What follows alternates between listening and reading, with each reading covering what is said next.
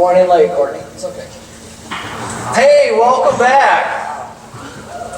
Yeah, it is good to see you. Believe it or not, it is really good to see you. It is lonely on this campus. As faculty gets together, we say that all the time, how we miss you guys.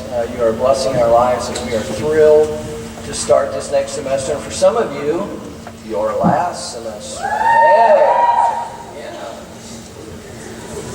Good deal. So, we start January this semester. We always sometimes have a few new people that join us, transferred. If you're new, would you stand up?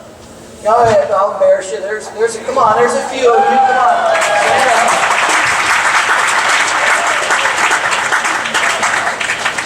up. Welcome to the Panther family.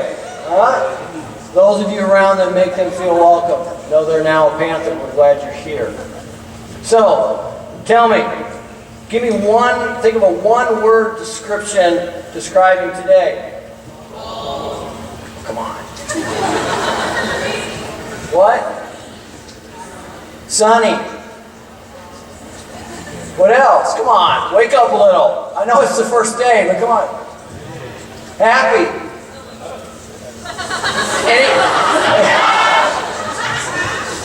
Anybody notice how blue the sky is today?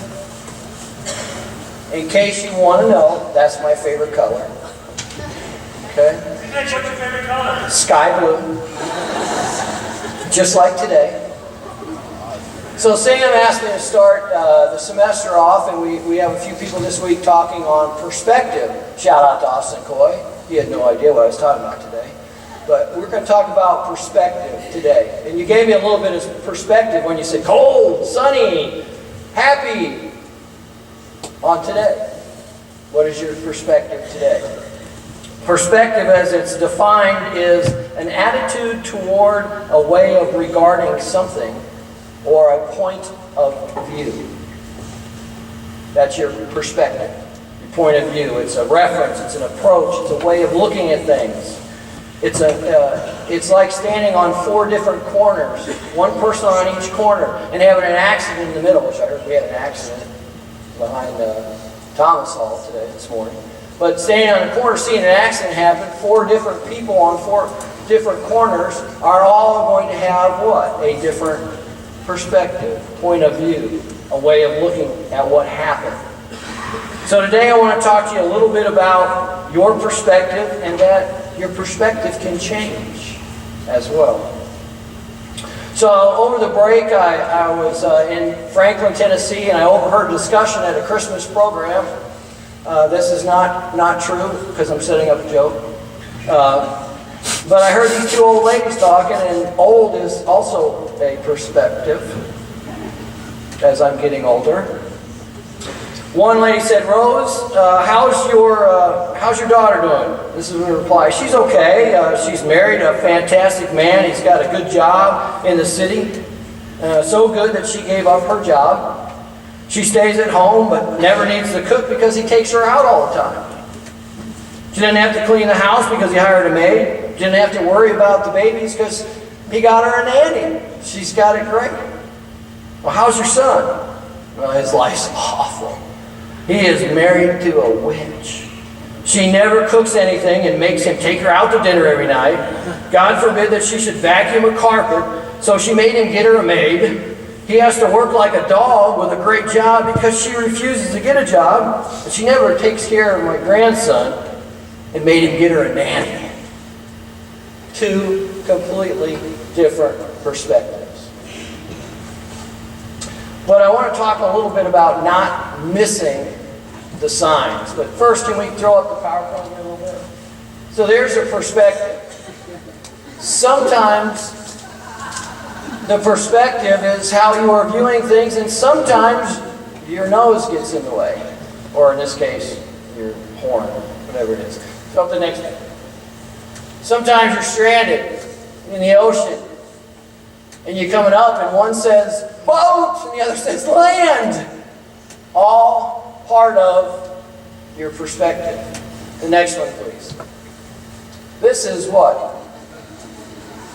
You ever miss a sign? I'm down in Texas, Corpus Christi, Texas, on Mustang Island with my wife for our 25th anniversary over the December holidays several years back. And we're coming from, we're just there one day, got a rental car, and there's a town up north, I can't remember the name of it. It had shrimp and fresh shrimp and all stuff down there. And we're going back to our condo that's kind of in the middle of the island.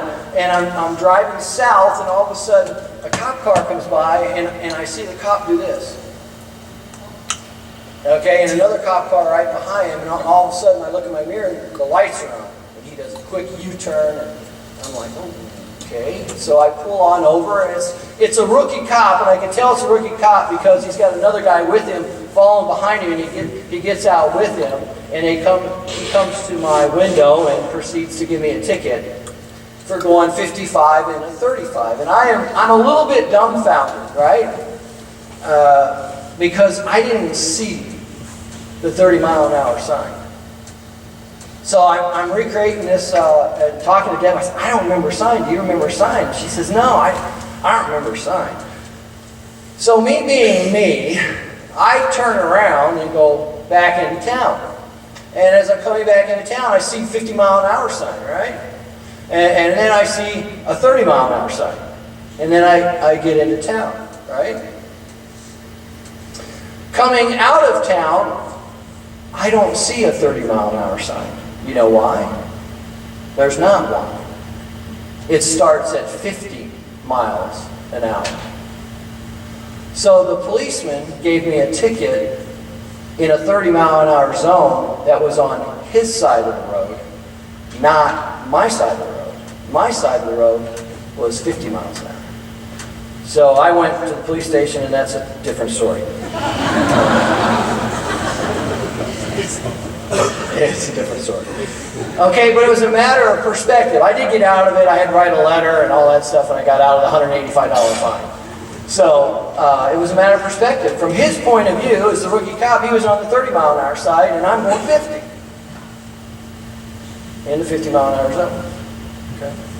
So it was a matter of perspective. But if you ever missed a sign, how many, this 35-mile-an-hour zone, now most of you have not been back at York enough to know, how many have seen 2 new 35-mile-an-hour zone signs? Oh, there are a few, right? Why? Because we never knew why it was 25 there, right?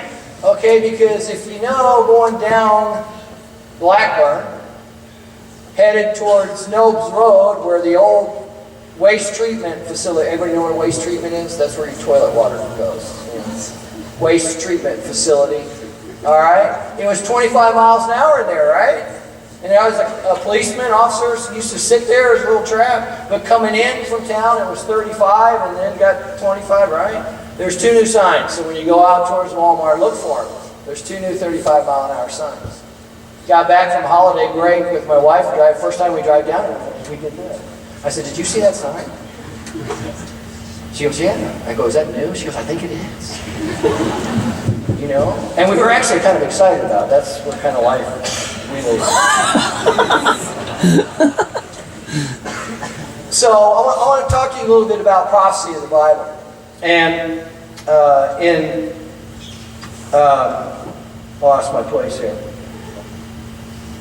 In Micah, refers to the Migla Eder. And translated, that means tower of the flock. If you can go to the next slide. I've got you some examples of the Migdal Eder, tower of the flock. Now, this is important because scholars, and you can ask some of our Bible guys, I'll probably mess this up a little bit because I just learned about it over the holidays. This tower of the flock is located a little southeast, I believe, of Jerusalem in a little town near called Bethlehem.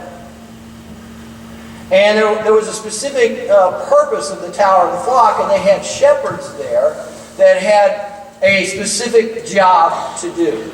Now, the shepherds' jobs were to take the newborn lambs, and if they were identified as a prospect for sacrifice, a new lamb that was spotless, no blemishes, they would take care of that lamb by wrapping that lamb up in swaddling cloth, keeping the arms and the legs together or close to the body, and then they would place the lamb in what was a concave stone. There was a concave carved in it, and they'd lay that lamb in there to take care of for a while, to assure that it wouldn't hurt itself, to assure that if it was a prospect for sacrifice, that it could be taken care of in a way that assured that it would be okay. They were taking care of the lambs that were unblemished and ready. That was their job. They were trained in that. Now, we just got through the holidays, and if you remember, if you went to any Christmas program, or went to church, or went to anything, and they read from Luke chapter 2, you heard about some shepherds in that story, right? And those shepherds were startled at night, and they were told, hey, don't be afraid, just here to let you know a Messiah is coming. And here is a sign for you. That's what was said to the shepherds. Here is a sign for you. You will find a baby wrapped in swaddling cloth in a manger. Now, think about the term perspective. And think about the point of view or the reference where these shepherds are coming from. What have they done all their lives but take care of the lamb ready for the sacrifice? And they are told by an angel, here is a sign for you. There was no missing this sign. They were picked on purpose because their point of view was specific to the Lamb. And when they followed the star and found the baby in the manger, they knew exactly what it meant that this lamb was being prepared for sacrifice. Now, what I'm encouraging you to do is not miss your sign. I was privileged at the start of the semester in the fall to do the first devotional. And I said this, and I'll say it again, especially for you new ones that stood up. I believe with all my heart, every one of you, none of you are here by accident. Let me say that again. I believe with all my heart, none of you are here at your college, on this campus, in this building, in this moment, right now, by accident. And I want to encourage you to take your point of view and give it a good look. And don't miss the signs. Because they're there. They're there in every one of these faculty members and staff members that are here today, that work in your classrooms, that love you, that care about you, more than just as a student, but as a young adult. And we stand unashamed in the fact that we serve a risen Savior, one who was sacrificed for us. So my prayer this semester is that you see the signs and don't miss them. God bless.